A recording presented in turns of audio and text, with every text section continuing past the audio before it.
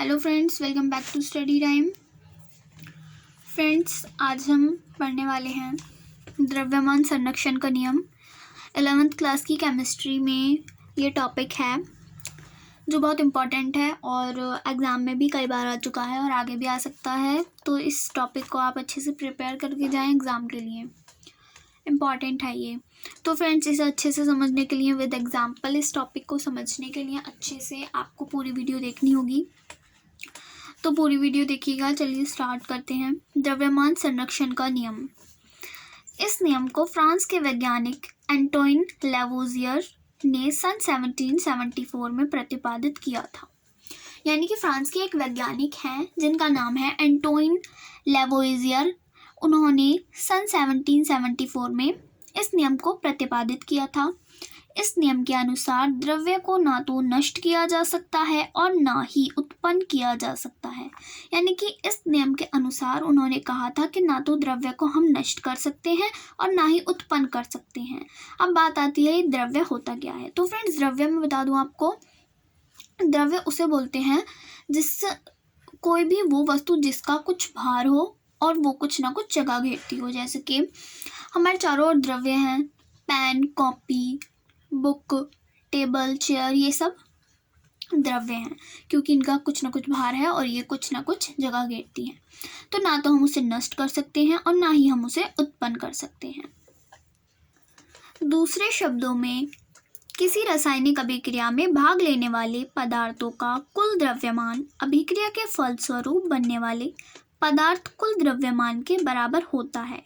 यानी कि अगर हम कोई भी केमिकल रिएक्शन करते हैं, कोई भी रासायनिक अभिक्रिया करते हैं, तो जितना हम उसमें जिस भी हम पदार्थ की उससे क्रिया करवा रहे हैं उसके फलस्वरूप में उतनी ही हमारे द्रव्यमान की हमें उतना ही पदार्थ प्राप्त होगा।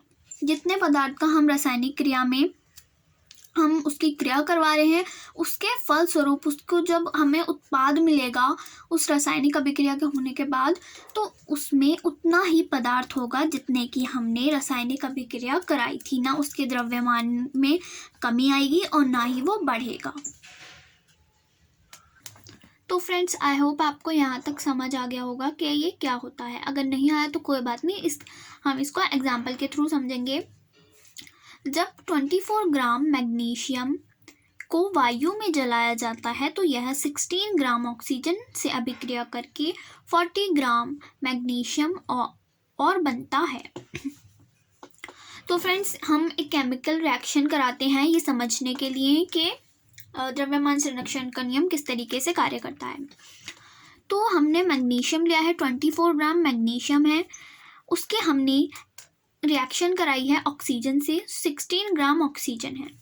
तो जब हम इन दोनों की केमिकल रिएक्शन कराते हैं तो हमें मिलता है मैग्नीशियम क्लोराइड 40 ग्राम। तो फ्रेंड्स, आप देख सकते हैं कि 24 और 16 ग्राम को जब हमने रिएक्शन कराई है और 24 और 16 ग्राम को अगर हम प्लस करेंगे तो 40 आएगा।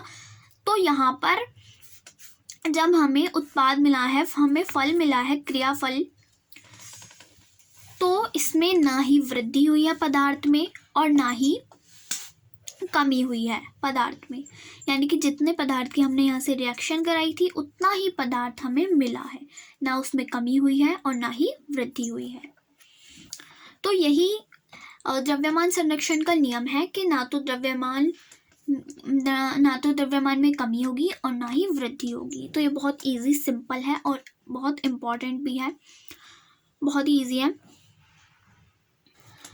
उपरोक्त अभिक्रिया में अभिकारकों का कुल द्रव्यमान उत्पाद के द्रव्यमान के बराबर है। यानी कि अभिक्रिया में अभिकारक जो हैं, ये दोनों अभिकारक हैं जिनकी हम क्रिया करवाते हैं वो अभिकारक होते हैं और क्रियाफल जो आता है वो उत्पाद होता है। तो अभिकारक का जो कुल द्रव्यमान है, जब हम अभिकारक का द्रव्यमान को प्लस करते हैं तो वो उत्पाद के द्रव्यमान के बराबर होता है। जो उत्पाद हमारा हुआ है 40 ग्राम, जितना हमारा अभिकारक है 40 ग्राम, इन दोनों को प्लस करके उतना ही हमारा उत्पाद आया है 40 ग्राम। तो ये है द्रव्यमान संरक्षण का नियम। तो फ्रेंड्स, आपके अच्छे से समझ आ गया होगा, इम्पॉर्टेंट है, एग्जाम के लिए इसको ज़रूर प्रिपेयर करें। एंड वीडियो अगर आपके लिए हेल्पफुल रही हो, अच्छी लगी हो, तो इसे लाइक करें, चैनल को सब्सक्राइब कर दें और कमेंट करके ज़रूर बताएं वीडियो कैसी लगी। Thank you so much.